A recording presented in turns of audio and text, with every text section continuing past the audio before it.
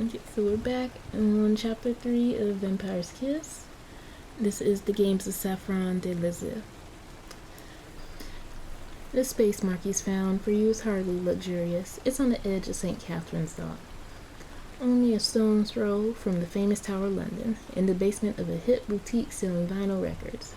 The furnishings are Spartan and there's a heavy smell of musk, but you can see why they chose it. The only light that gets inside is from a small grate in the lounge.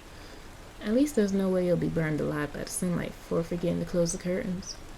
Your life has become a series of loops. At dawn you sleep, the general business of the day go on while you dream relentlessly, or restlessly. Hideous dreams of death and savage gore, and each night you wake, craving blood, and the voice of the thirst crying out for satisfaction. Marky has been a constant presence, informing you of a litany of rules. Don't let another vamp into your gate, they advise after dropping you off. Where you sleep is yours alone. I mean it. It ain't like the movies where vampires can't come inside unless they have permission. How'd that even work? It's just traditional to keep other vampires out. If a vampire offers you to let you sleep in their abode, it's considered a high compliment. And don't ever give another vampire your blood needle. Helps them exert control over you. Some vamps do that with mortals and use the blood to create draws. That sounds like a lot like slavery to me. What else? Oh, you ain't got to get tooth decay, but you should still brush your teeth each night. Being a corpse ain't an excuse for poor fang hygiene. At first, the news reports about the Cross's apparent death was constant. A rolling mass of talking heads in studio discussing the events, interviews with the officer running the investigation, a middle-aged Asian man with a heavy northern accent called Detective Inspector Mo Hassan, and opinion pieces in newspapers about how the death of the Cross should make us reconsider our colonial past and abolish museums. I wonder how we got to that point. Abolish museums. Interesting. The news about you, however, is significantly different. Our investigation focus have shifted following the death of Lil Rose, Hassan says. Police operations are expanding, and this is now a murder inquiry. You turn the news off and go to your wardrobe. You've just risen for the first time. Marky isn't around. Your mentor has found you some clothes at least. You were given option of anything you wanted except some kind of anime pixie thing. No capes. You always stand there like, and what's the name from the Incredibles? She had no capes. In the end, you requested something that suited your personality. You describe your new style as, let's see, expensive suit. Do you want glamorous? Latest fashion, comfortable, all black. Something I'd probably go with. Trench coat with a lot of pockets. Pockets are good. T-shirt. What should I do? Ask for something. What else would I wear? I mean, like, of all this, what would be something that would be me? The all black leather jacket, old band tee, cargo pants, and boots with tarnished metal studs? Yes, we would go with that. Marky was very happy to source your wardrobe, something that blended in with the dark streets to hide your presence. The clothes are all secondhand and have a delightfully warm feel to them. They are comfortable, practical, and very easy to blend in with. But by the time you're dressed, there's a text message from Marky. It's an emoticon-filled series of lines, probably more suited to net culture from a bygone age. Almost a deliberate rebellion against predictive text and basic spelling. At least you guess the Victorian vampire is trying. Got a job to do for Fergus. You're on your own tonight. Trust you to keep out mischief. It looks like you're free to make your own plans. You could always do what both your instinct and hissing voice of the thirst desire and go on the hunt. But you suspect the more you lean into your vampire nature, the more you're going to lose your grip on your own humanity. Perhaps you should seek out one of the vampires you met at court. You're confident that if you text Marky, they'll give you somewhere to go. The last, perhaps riskiest option belongs to your old life. That is risky if you're gonna go anything with old life. You are from London. You know people here. People that perhaps will be willing to help you given your current situation. You can't exactly call up a mate and ask to crash on their couch. The whole burning to ash in daylight and leaving a scorched outline of your body on the floor thing means it'd be hard for them to get a deposit back from the landlord. But you're sure you could approach someone to help find out more about the world you've entered.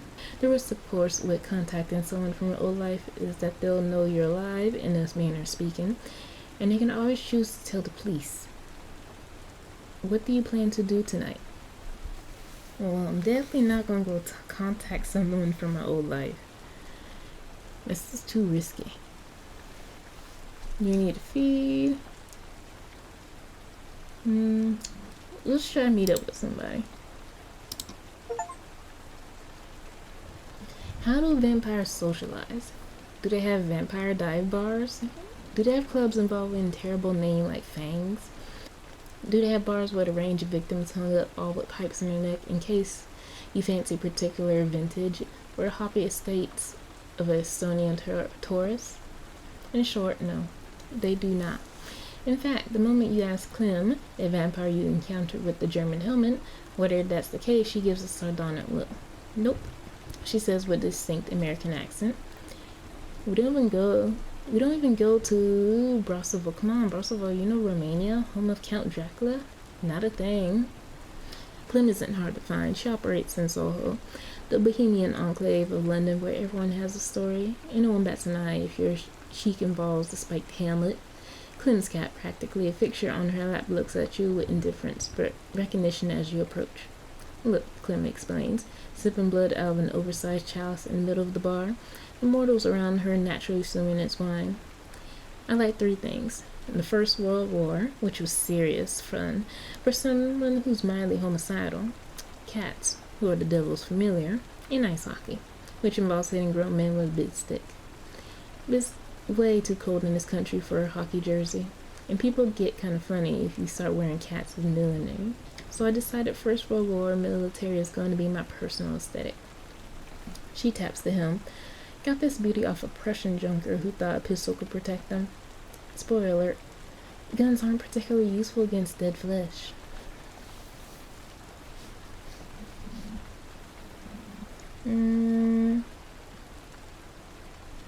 Oh yeah, we kinda gotta do that. We're like, can we pet the cat? You can if she'll let you. As you can see, Beans isn't getting off my lap, so I can't move, but feel free to give it a try. You bend down and give Beans a gentle stroke behind the ears, running your hand through her smooth coat. The cat slowly moves her head, letting you continue to pet her feline majesty and stroke along the rich fur of her back. Gradually, with a twist and roll, Beans turns to expose her belly. Well, I mean, it depends on the cat. Do we pet the belly, continue to pet, or just leave the cat alone? No, it just be like, nah, just continue for the pet. Beans manages a low, satisfied purr that rolls out her stomach as you continue to stroke, content to let you keep her feline companion sated. One pet becomes 2 strokes, becomes 3, and a wiggle as you keep your feline friend amused. The rest of the evening is, of course, consumed by admiration of cats, but it makes you feel more human. Perhaps that's why Clem keeps Beans around. Or perhaps Clem just likes cats. I'm not sure if the chat with Clem has helped in any way, but at least you're starting to understand the world you have discovered. Probably say that last sentence. You're not sure if the chat with Clem has helped in any way, but at least you're starting to understand the world you have discovered. I mean, I probably should have asked some questions, be like, who is exactly Marky? And you're like, do you know anything about the women that was over there attacking me at the moment? No, I was just like, just focus on the cat. So we're gonna head home now. You rise the next night with an acute awareness of what you're never likely to see again. For your mortal life, you took the sun for granted. Its warmth on summer days, the way it shone through your window and woke you bleary-eyed each morning, is gone now. Only the darkness remains. So far, you have kept your need for blood in check. The terrible voice of the thirst still calls to you, but it's mostly unable to sway your thoughts. You wonder how long your humanity will hold. Your thoughts are disturbed by a sharp knock at the door. It repeats, banging again with impatient knuckles begging for you to answer. I mean, you give me no choice. You know me, I'd be like, nah, I don't know you. Who are you? Unless it's Marky, but I'm like, you should have texted me. It's probably Marky, though. Nope, someone else. A familiar face stands in front of you, that of Saffron de les Îles. She smells like the wolf about to devour Red Riding Hood. That does not seem good. As always, Saffron is dressed impeccably. Her body is swathed in a thick fur coat and winter gloves, and you catch sight of a shimmering satin dress beneath its figure-hugging shape extenuating her bosom. Behind a Porsche 911 is parked haphazardly against the sidewalk, as if the driver had no concern about anyone trying to get past. "Good evening, Miss Rose," she says, each syllable as sharp as a stiletto. "May I come inside?" "Oh, don't worry, little Marky won't disturb us. Your lapdog of a mentor still has business with their master."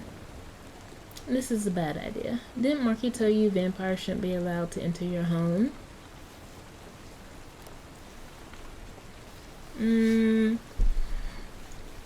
Yeah, I would say they're like, let's just go for a drive instead. "Well," Saffron says with a smile that rises like mercury in a thermometer, "it seems someone knows how to live well after all. And here I thought Marky was conditioning you to stay in the hovel such as this." She flicks an eyebrow toward the Porsche. "Hop in, darling. The benefits of wealth," she says with an easy shrug of her shoulder. "One of the delights of power is that if you cannot persuade someone to sell, you can simply compel them." "Yes," the third hisses in your ear. She understands. The moment you're in the passenger seat, the Porsche speeds off into the city streets, trusting you into back letter as Saffron turns the wheel, widely slicing between cars with a reckless ease. "Well, you better fasten the seatbelt. We're going to a little place where we can talk." She glances over, paying no heed to screaming cyclists she almost mows down as she turns onto Commercial Street. Back in the Victorian age, this is where Jack the Ripper used to finish his victims. He was a naughty boy, wasn't he, darling? "Oh, don't give me that look. It wasn't me." She traces her tongue across her fingers as she floors the accelerator. Or was it? Saffron is a reckless driver, but she clearly knows the landscape, even as she causes chaos in her wake. She takes you up Commercial Street past the Barbican before swinging up the A10 onto Old Street, and finally pulling up into Huxton Square in the heart of Shoreditch. Those are probably common places, but I never heard of them. She waves you out, and you find you're in front of London's finest restaurants. "We may not need to eat, darling," Saffron says, "but a little peeping never hurt, did it? I do enjoy watching someone cut deep into a bloody steak." She nods to the maître d' as she waltzes inside, only for him to hold up his hand. "I'm sorry, madame," he says, his French accent soft and rhythmic. "We do not have our usual table prepared, but I am sure we can accommodate you." Saffron's smile never evaporates, even as she declines the hand off her furs to an attendant and takes her seat in the corner. "Well," she whispers huskily, "this won't do at all.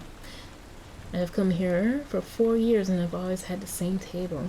Now the owner has a new front of house, and 4 times in a month he seated me in the wrong place." "What are you going to do to him?" you ask. Saffron claps her hands. "What a delicious question. Darling, the more you learn about your new condition, the more you'll discover that you're a creature of intense emotion. A mortal could spend years with someone and fail to notice that they're in love. A vampire can fall swift as the setting sun. It's reflected in our lovers too. Something inherent to our nature speeds up everything like a spinning seismograph. One night you are friends, the next lovers. And the love lingers. It leaves a beautiful stain on your heart." You watch as Saffron's fingertip moves slowly across her collarbone. Equally potent emotions stir quickly in us too. Hate, for example, is such sumptuous emotion to coat your spirit in. Personally, I find a little hatred and a sweet taste of revenge properly relished moves me in a way I haven't felt since I was alive. Which of course brings us back to your question. Tell me, darling, I've suffered an insult from a mere mortal. So what would you do to the fool that crossed me if you were in my position? I don't want to be me. It's like, if not, is it that bad that you don't have your spot, even though you've been going here for the last 4 years? Do I want to make an example? Not really. Do we leave him alone? But she would hate that answer. Why do you care what I think? Because she says slowly, with an air of casual mystique. You're a puzzle, and I do so love putting together puzzles, finding each segment, pressing the pieces into place, smoothing my hand over them, and admiring the beautiful image that remains. She reclines. I think I will make an example of them, if only to see what you'll do. Oh no. Saffron smiles and shifts a little in her seat. Still, we have far more interesting things to talk about. Remember, I said I'd call upon you. Tonight's the night, darling. You're a new vampire, trying to make an impression at court. I'm a collector of fine things, and I have influence. Why not work together? You get the impression she won't take no for an answer. Well, now we gotta listen to the proposal. Saffron is hardly economical with her words and gestures, but there's a directness as she reaches for her phone, passing it over. On the screen is a picture of a ring. It's almost unremarkable, a twisting loop of silver and gold. The Portobello ring, she says, a beautiful thing. Stolen by some pirate a few centuries ago. It's being kept in Matchlock Manor, a lovely little house over in Holland Park. I think it will go perfectly with a wedding dress I've been wanting to wear for some time. You're going to get it for me. What? Why am I going to get this for you? I'm like, you just gonna tell me this and like, oh, there's like this ring that would go perfectly with this dress I want, but you gotta go get it. I'm like, I just met you. Why you want me to go get it? She reaches over, tapping the phone once. This is its current owner, Alex Hayward. How you deal with this mortal is your concern. Seduction, theft, casually draining every last exquisite drop from their neck matters little to me. I just want the ring. You look at the new image. Alex is... Who shall we be? What guy? The man in the image is young and carefree, with short, cut, tousled blonde hair with a clean-shaven, light brown complexion. He's dressed well in a tailored shirt and trousers that speak of an upper-class lifestyle, and a Rolex on his wrist suggests well. He's wearing a pair of designer glasses, which give him a thoughtful, intelligent appearance. A beautiful mortal, Saffron says, a picture of youth crowned with glorious ombre locks. Though personally I prefer my paramours with a locks cut, she smiles. Your mark is established money. Mother was a Persian princess. Father descended from the very pirate I mentioned. Normally, I would just send a new vampire such as yourself off to commit the burglary as they see fit, but it so happens little Alex will be attending a charity gala tonight at the Crib Gallery, and you wouldn't know it. I happen to have a ticket. Of course I do. I own the gallery for a century now. She slips a hand into her furs, withdrawing an invitation that she offers between glove fingertips. Why don't you go along? The hunt is always more delicious when you meet your prey in person.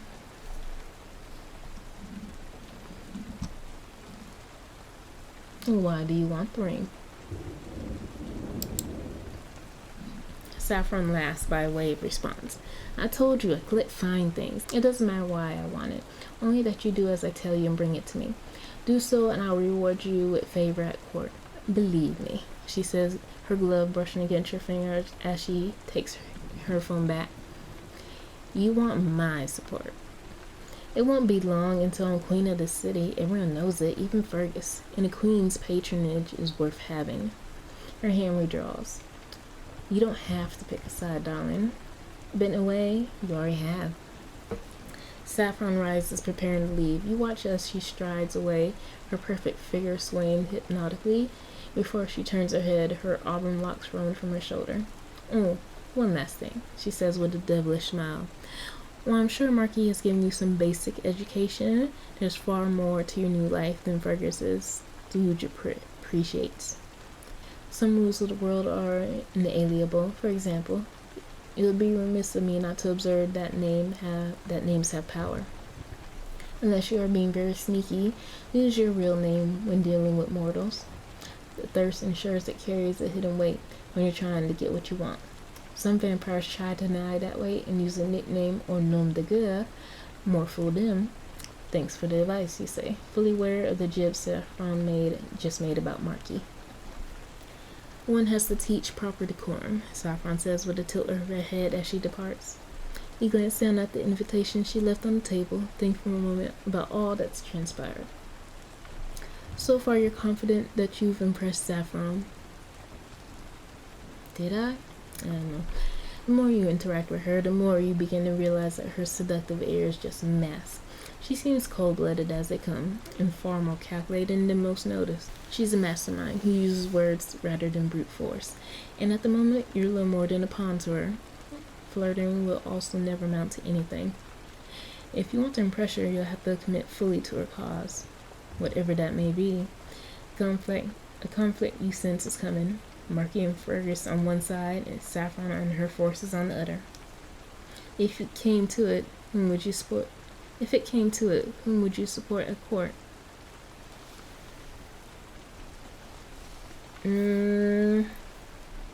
Well, I'm never gonna become immortal. That's just a fact. I'm already dead. Do I take everything for myself? I have no idea what's going on.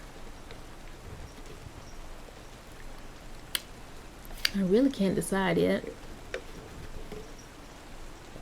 I'm like, what is Saffron's Mergus? I'm like, I don't really know much about Fergus, but I'm like, I know he's currently in power. But just how much power does he have? I'm like, how many people does Saffron have on her side versus Fergus? Marky's with Fergus, but I'm like, who else is with him? So I'm like, I can't decide. You're not sure which faction you back. A night is coming, however, where you'll be forced to make a choice. Perhaps this adventure with Alex will make your choice easier. That's a thought for another time, however. Right now, you have no option but try to get Saffron her ring, and that means meeting Alex Hayward. You're going to a ball. The crib gallery is set in a modern building that mimics British imperial style with Greek columns along its burnished stone walls and brilliant lighting shining through its long pane windows. There's an air of snobbery, as thick as wet dog dinner, as you walk up to a door guarded by a man in a red silk coat and a black top hat. The event is strictly smart attire, so you make sure you've chosen the right clothes to fit in. You're greeted, virtually confronted by a doorman the moment you step onto the property's flagstones. Evening, he says with the tip of his top hat. Mind if I see your invitation? He gives a card. Saffron gave you a long, keen appraisal before accepting that it's genuine. After all, you're just an anonymous face from the street. Eventually, he nods and lets you through with a smile.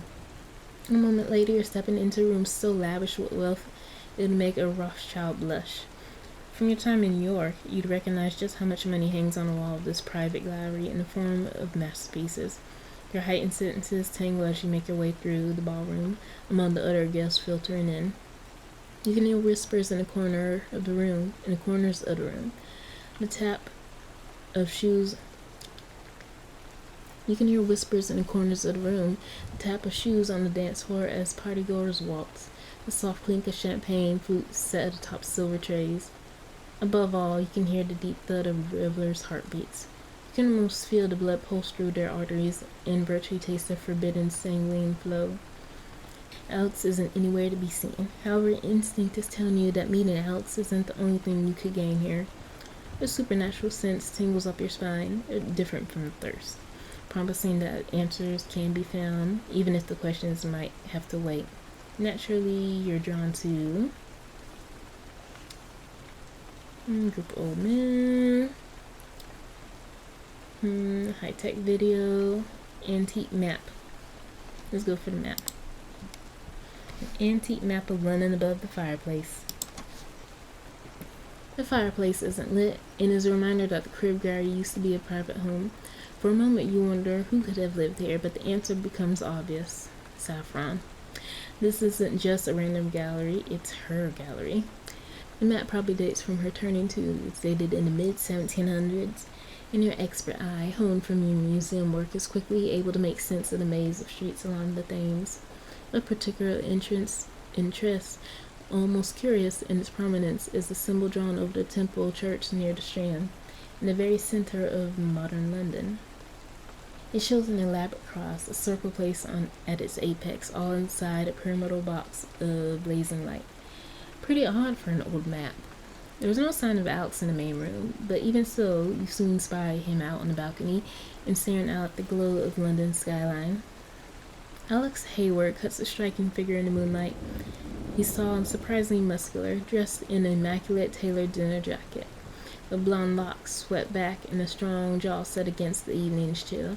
Away from the mirth of the party, he watches. He rests his hands against the ornate railing, his breath casting a slow, curling plume of white in the chill air. You consider the best way to approach. Need to be careful. Doesn't fit in. Left for the party.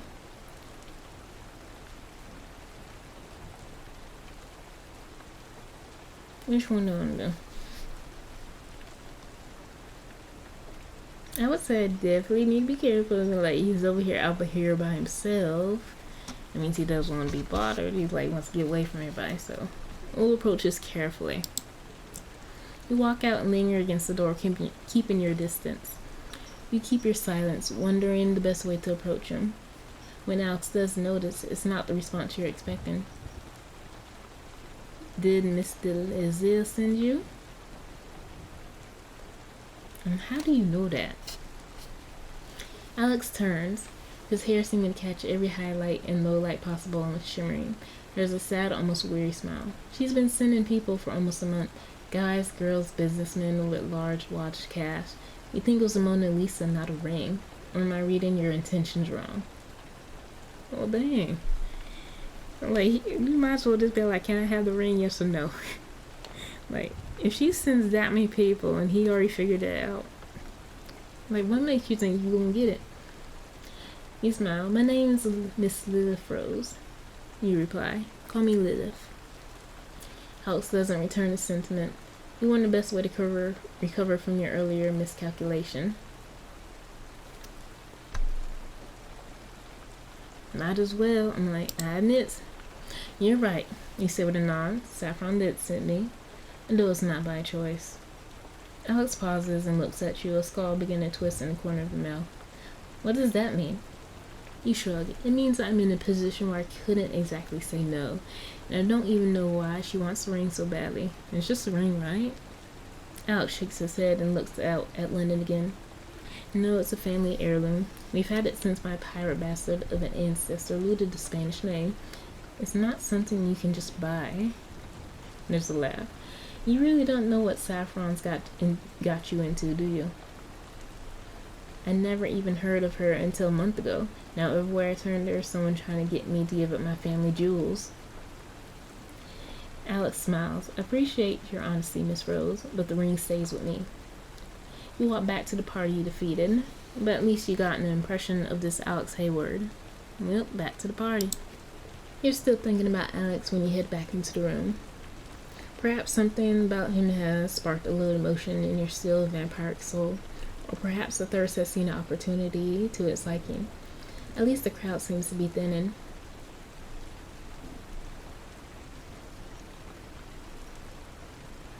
I'm like, do I feel a connection?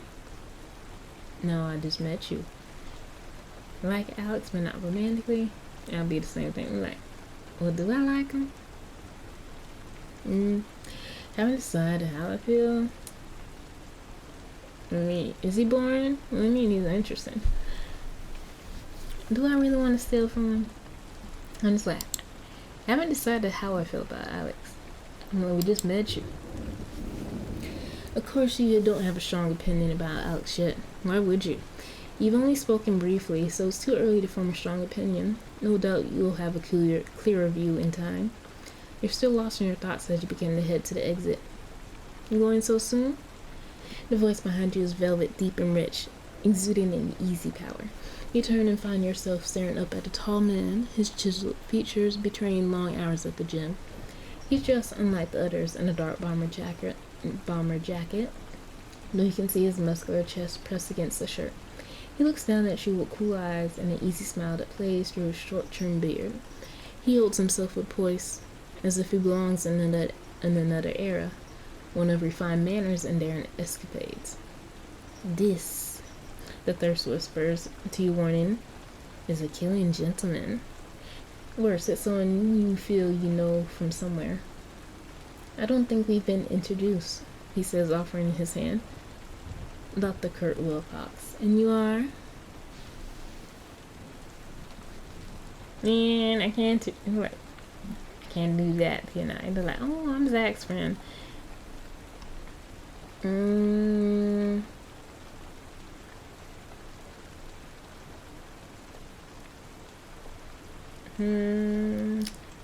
We'll be polite for now. See what's up. What you want? Why'd you say your name? I'll be like, oh, hi. And you're like you said, it's like, give me like a fake name or something. You're like, no, you go straight saying your name. You must have smiled, keeping a firm eye on Kurt. I'm Lilith, you offer. It's a pleasure, Dr. Wilcox. Well, his eyes glancing up and down at you, studying you, praising you like a butcher, wondering how to carve a steak. I'm glad to hear it. Let's go somewhere a little more private, shall we? There's something we should talk about. And what's that? Kurt smiles, the cross of Aguirre. Follow me. You walk with Kurt through the gallery into a large, empty canvas of room, its white walls almost oppressive in their openness. You have my attention, you say. Kurt smiles. I thought I might. A fugitive from justice, said to have been the last one to see a precious cross now stolen. What did you do with it? It was taken from me, you reply, watching his response. It doesn't register surprise. And the more you think about it, the more you begin to recognize him in his clothes. You've seen him before. Is he the one that attacked us? No. But why? He nods brusquely, and only once. By whom? The cross is very important. More important than you realize.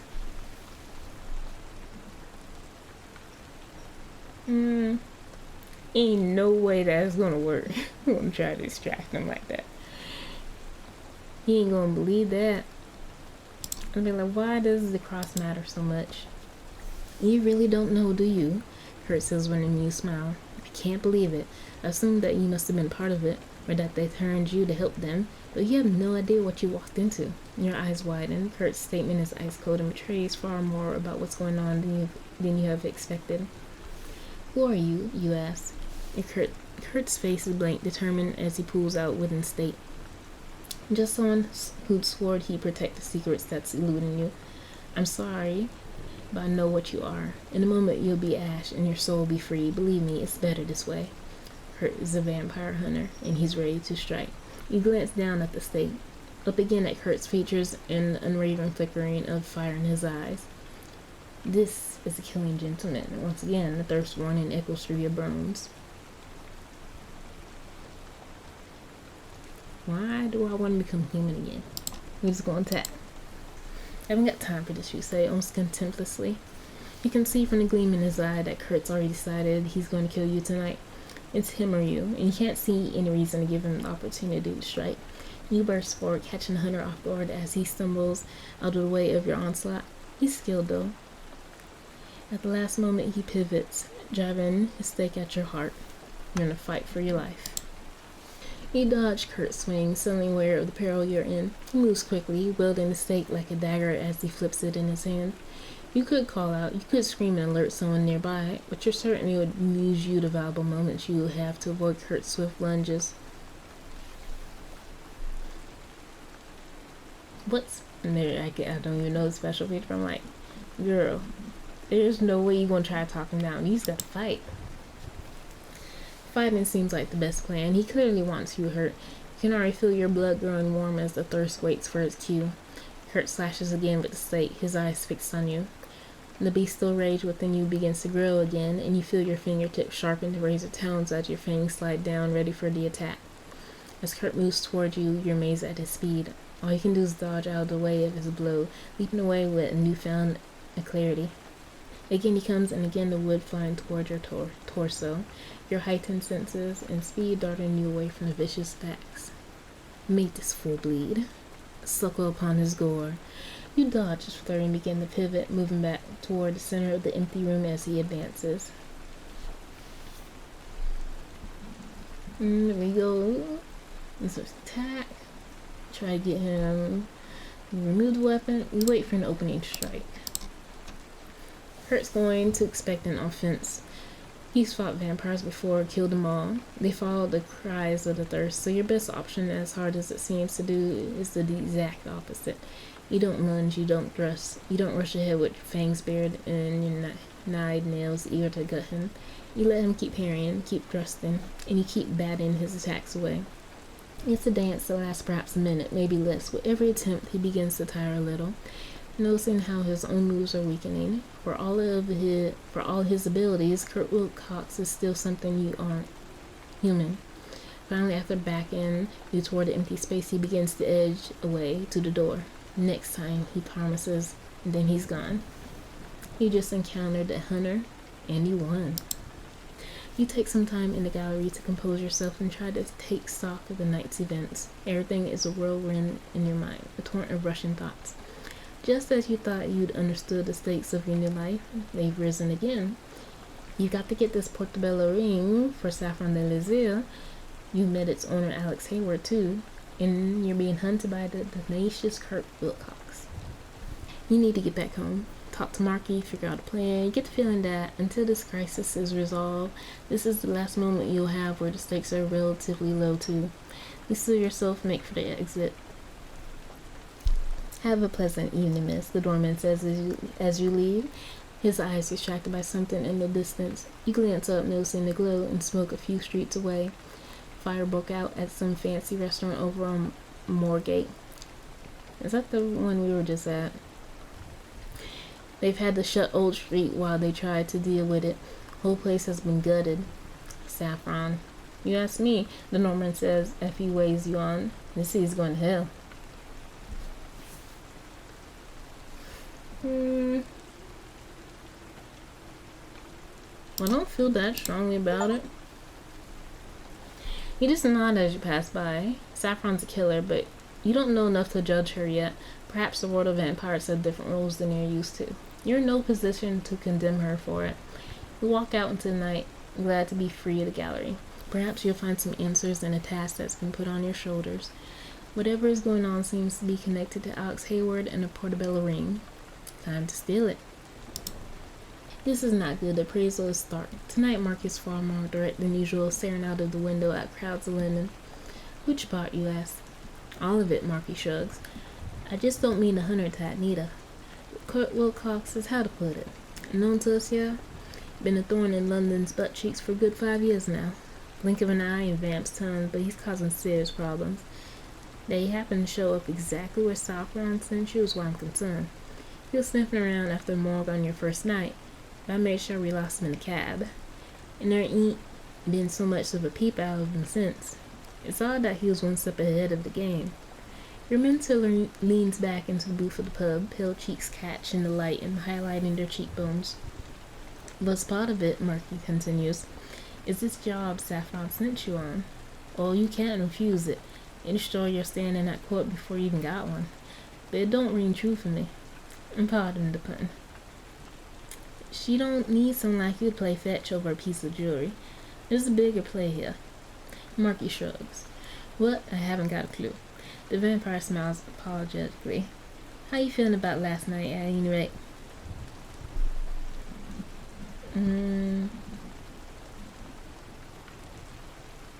Curious about the old man. We're like, of all this, we're like, man, do we want to know about Kurt Wilcox, Saffron? We're like, no, there's this map. It'd be all the charm of your laugh. It's completely random. I'm just glad to survive, though. I'm tempted to put this, though. But, no. I'm not feeling exactly, the vampire replies. I caught that hunter a few times. He's been watching you for a while now, and I should have realized he might make a move. That's on me. Sorry. As for what Saffron's up to, this reeks of a plot to oust Fergus. I guess that she recruited Boston to her cause. Been using him for heavy lifting and a bit of muscle. Everyone knows she's going to make a play at Ferguson.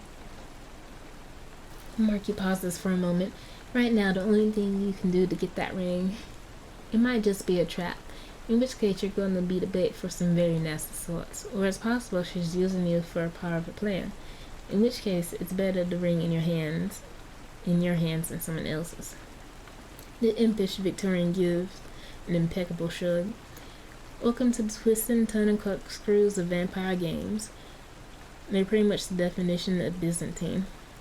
With your museum expertise, you could point out that something from the Byzantine Empire is a better definition of Byzantine, but then nobody likes a smartass.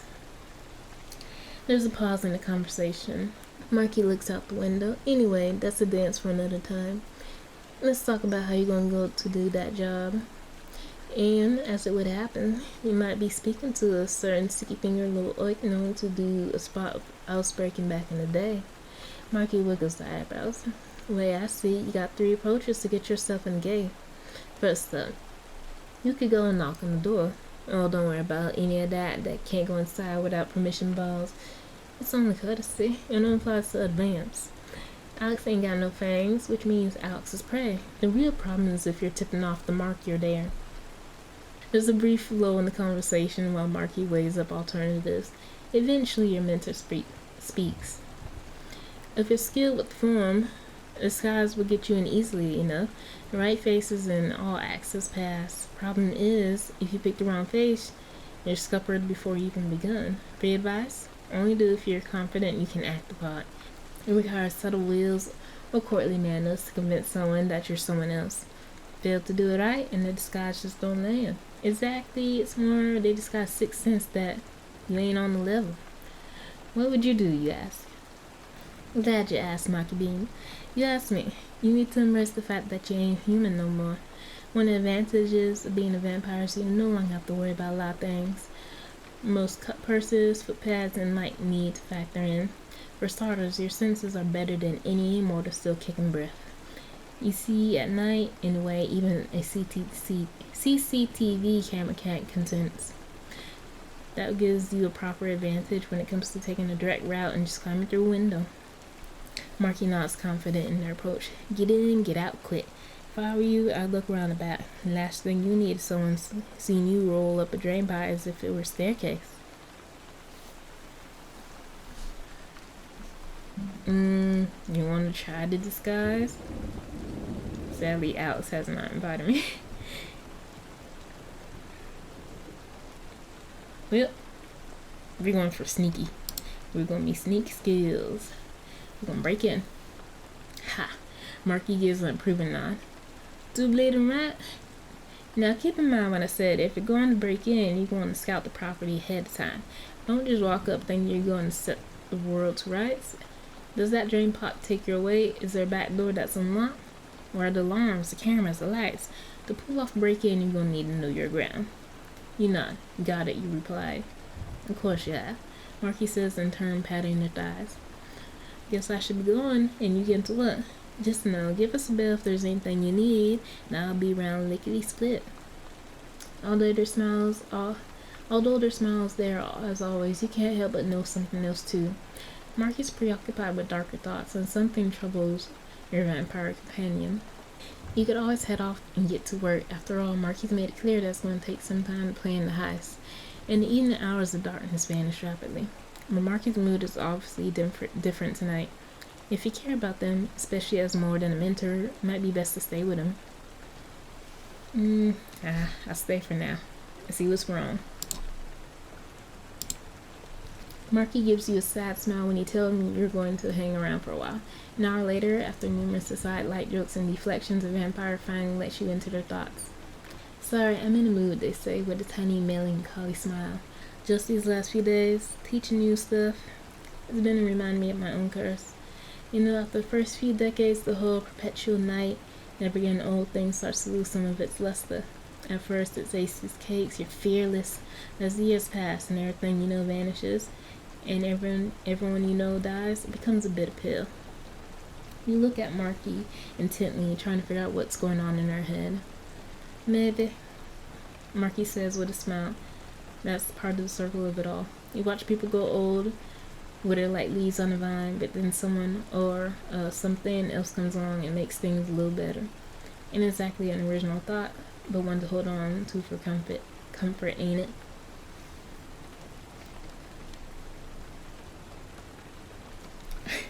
Why is the first time you're like, you over here just like all sad, and he's like, maybe it's better to just live and grow old and die, and you're like, we gonna flirt. Well, do we want to change? No. We don't necessarily want to change it. Reassure Marky. For their support, I'm just gonna flirt with everybody. Can we do that? We'll flirt. And what if I told you that I care about you?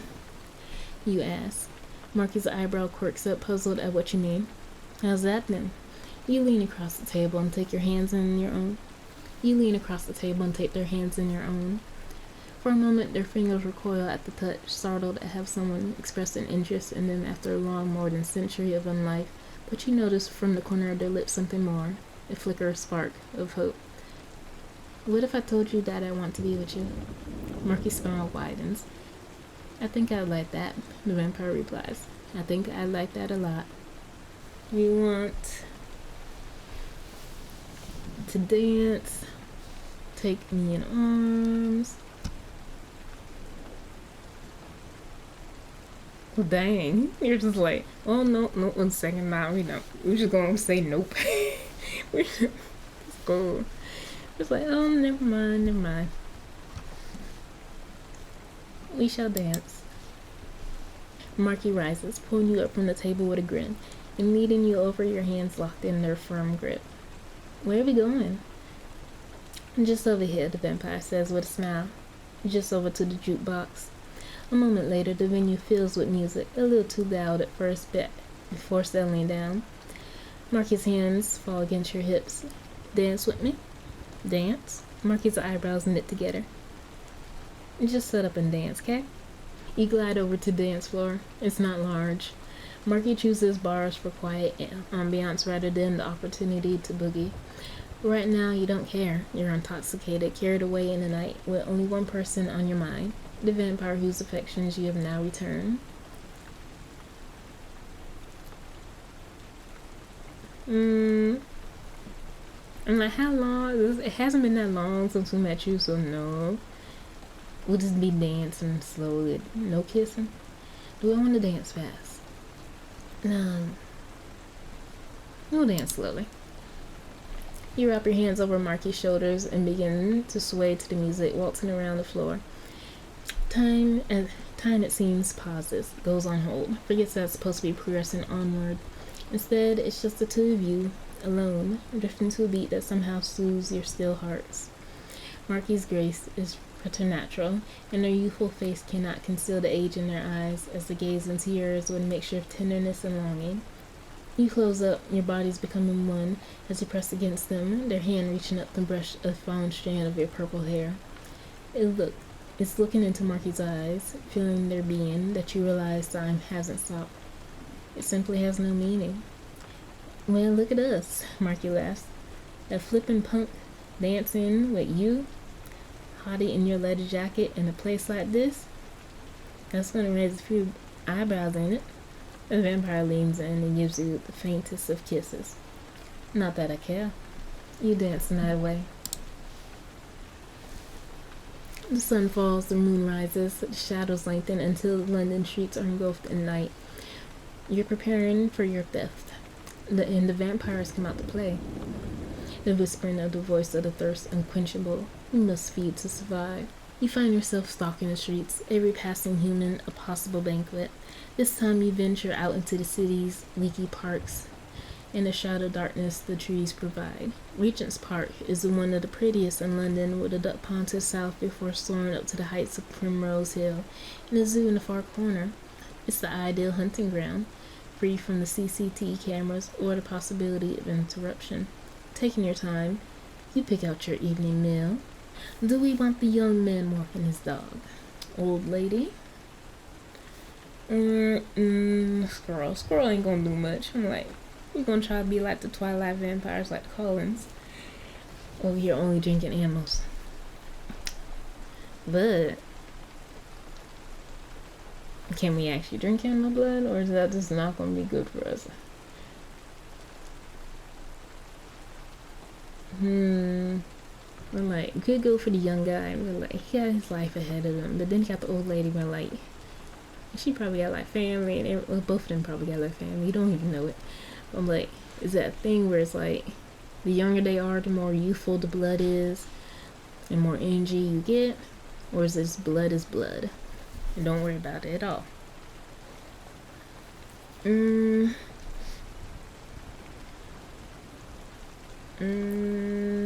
sorry. Who do I go for? And you are not it. I'm sorry. I'm sorry. Feeding is instinctive, almost as simple as going into the night to buy food at a supermarket. You mark your target, a ruddy-faced man dressed in tweed chasing after a dog with a shaggy white coat. You see them both clearly, even as they move between the darkness of each street lamp, and bide your time. Eventually the dog runs off into the bushes, the figure racing after it before it gets lost in the park. It takes only a few seconds to slip behind him. You catch the man by the collar, hauling him back as he races after the white shape disappearing into the undergrowth, twisting his head and sinking your fangs deep into his neck. Once again, the warm, hided delights of sweet blood gush into your mouth.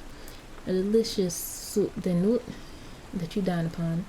The dog's long gone by the time you release the hapless fool. You resume your stroll in the park. You revel in the blood.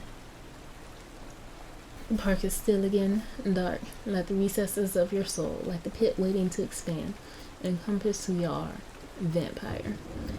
Become who you're meant to be. I would not listen to it. You turn around surprised that the park wasn't empty as you thought. The imposing figure of Fergus Brandfetter has taken a seat on a bench behind you. The voice in your head, he says, as if it's obvious. A thirst. It'll never stop calling you. I hear it loudest when the world is quiet.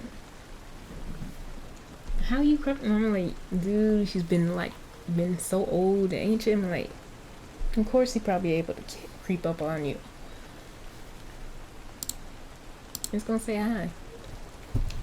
It is good you understand the importance of manners even in this age, Fergus says with a nod of his head. And I return the compliment. Good evening to you, Miss Lillifrose. I trust you are well. Fergus beckons you over, gazing out across the dark expanse of the park. Do you know the hardest part? He asks, staring at the lights of the city. Of all of this? All of what? Being undead. It's not the changing of the landscape that causes pain. That's just the seasons of time. It's watching the ones you love grow old and die, until only you remain, a frozen moment of a world that no longer exists. He glances over to you. What will you miss the most, do you think? Of course, I'm like, you ain't gonna miss anything. Now, you say that now, but years later down the road, like a century down the road, be like, man, life was simpler back then. What do I miss the most? You miss the family. Yes, Fergus says with a long sigh. That one never goes. Even now, 400 years later, I can hear my mother's voice. His eyes close. No, that's a lie. I can't hear her. I can smell her, though. Sometimes innocent of lavender or the richness of freshly baked bread. My advice would be to keep missing them. It'd only make you more human. Marshal London rises from his seat. I apologize for the moment of reflection. I came here for another purpose. Marquis informed me of Saffron's request, a curious one. For all her pretenses, she is not someone who values simple ornamentation. She gratifies her spirit with far bigger delights. He begins to walk, expecting you to keep pace. You understand that London is on the brink? Brink of what? That, Fergus muses, is a more perceptive question than I anticipated. I'm at the brink of a decision between myself and Saffron, vampire politics. It may well be more. There's a moment's pause then. Tell me, Lilith, what kind of person do you think deserves to lead a city? Strength. Elected democratically. Pick a person with the strength to take power. Maybe. I'm just gonna go with that. Whoever can hold power. Isn't that the way vampiric society works? Ha, Fergus laughs, sounds more like a wheeze. Saffron would agree with you, and you are correct, if you listen to the thirst. And yet vampiric society always seems to flourish when we do not listen to our basest instincts. The thirst craves power. but is always on the threshold of revealing vampires to the world. Do we want to reveal ourselves? I'm like, what would happen if we do? Well, I'm sure that humans still outnumber us greatly. And knowing humans would be like, we're going to figure out some way or another to get rid of vampires. We already got a vampire hunter, so some people know about us. Okay. We resisted not only to retain our humanity, but to ensure we stay in the shadows. If Saffron took over, she would expose us. In doing so, she would make an irrevocable change. It would be a disaster. Fergus glances around the park. I did not come to lecture you, though. Merely to warn you, Saffron will make her move soon, and you will have no choice but to choose a side. London or chaos. For some reason, fate has made you the tipping point.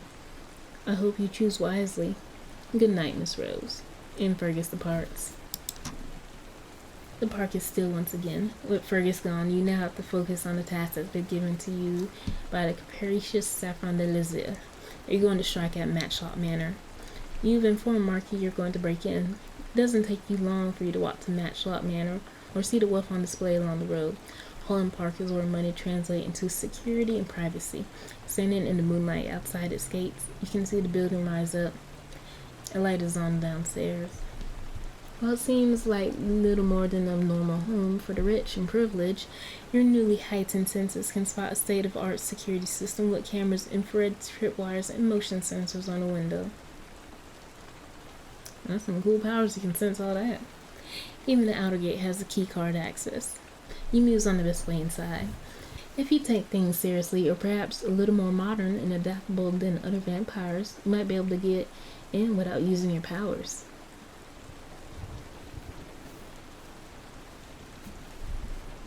We could try. Without using abilities. It would be easy, a whole lot easy.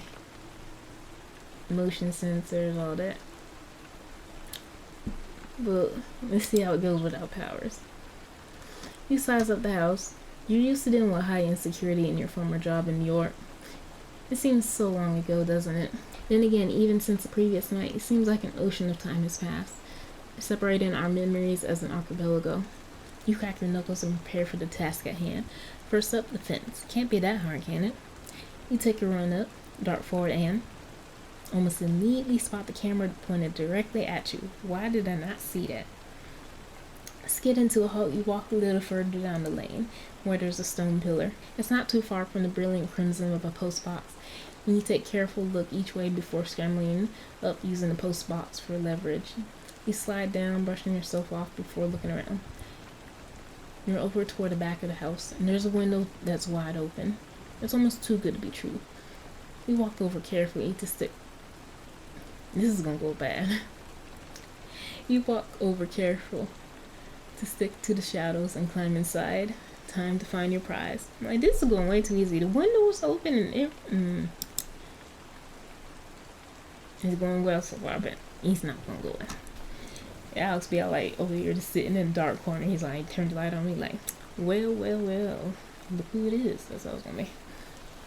You enter through the kitchen, quiet and still save for the refrigerator's occasional crack. The electric wine. 2 doors lead out, obviously to the dining hall, and you move forward stealthily toward the other, listening to the other side. And the only noise in the house, save for the squeak of a mouse somewhere deep below the floorboards, is a noise from a TV show. Alex. You open the door, creeping along the corridor, opens up into a large entrance hall decorated to modern taste. Wordlessly, you turn and begin to stalk up the stairs. Creak. You freeze. Your cute ears pick up Alex pausing whatever is on TV, and for a few seconds you remain motionless as you wait to see what happens. It's a relief when the noise resumes, and you continue your way upstairs. In front of you, there's a large study. It has to be your target. This is going way too easy. Time to find the ring. The study is like no other room in the house. Far from the modern stylings that seem to be Alex's preference, this had a pompous air, with thick carpeting and tables cluttered with polished cutlasses and swords. Mounted heads of deers and other unfortunate creatures like the wainscoted oak walls along with oil paintings of stern-looking men in commanding poses. One in particular seemed to be prominent, next to an old set of navigation instruments. and a beaten map of the world. Sir Jack Hayward, first Baronet of Bursleden. He looks fearsome, posed with one foot raised on the treasure chest and the other with an ornate ring in his hand. You move on. In a corner of the room, tucked away from the window, is a small wall-mounted safe. This has to be your target. The only problem is how to get inside. You know, my thing is, I'm like, what if it's not in the safe? What if Alex just has a ring on him? That could be that. This is all going too easily. Why would I have the code? No, I'm like, I tried to do it the human way. I almost got caught by the camera. I was very lucky I did not get caught by camera. Unless I did and I just didn't know it. No. We're gonna bust the safe open. Oh no. Wait, I gotta read this through though. You close your eyes and grip, trying to summon up your strength. You will for the blood in your body to flow to your muscles to pump them up and allow you to pull the hinges off the safe. It doesn't even look that strong, and yet even as you press your fingers against the metal, you can't find the purchase to rip the door free. Instead, you find your fangs sliding down and your nostrils flaring for no reason at all. Typically. See, I knew it. Typically, a cold voice says from the doorway, "We put the code in before we try to open it." Girl, how did you not hear him? You have literally this old vampire hearing and powers, and you're like, you did not hear him get up whatsoever. Here we gotta work on your powers. You turn. Alex is there with a fixed, wounded look in his eyes. The homeowner steps toward you. Let me guess, you were looking for the bathroom? You swallow. There's no way out this. I was looking for the portobello ring, you say finally. So near, Alex shrugs. And yet so far. I'll just call the police and we can get this matter straightened out. Wait. You take a step forward. Alex stiffens, eyes narrowing. Don't, you say. You don't understand. Saffron isn't who you think she is. She's willing to kill you for that ring, believe me. I'm trying to keep you alive. You can't go to police. She controls them. Sounds like crap, Alex says, scooping up one of the cutlasses on the table. Why the hell should I trust you? I can't think of a damn reason. Because, you say slowly, watching the moonlight beam in from the window catch on the cutlass. You sigh. I was killed earlier this week carrying an old cross, and it's not worth dying over.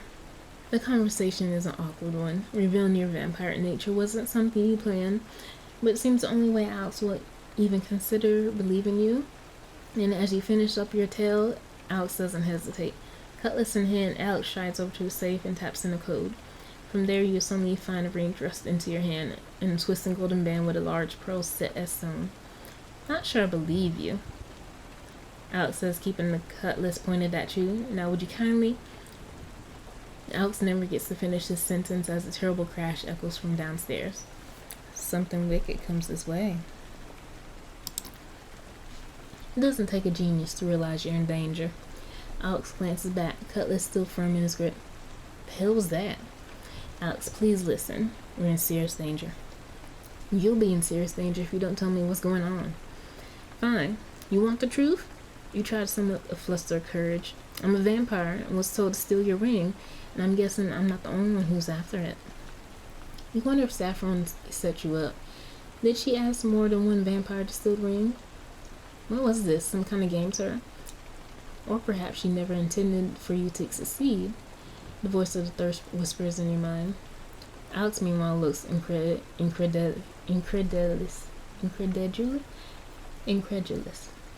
Alex, meanwhile, looks incredulous. You're a vampire? Seriously? That's the best you can do? No, you say. This is the best I can do.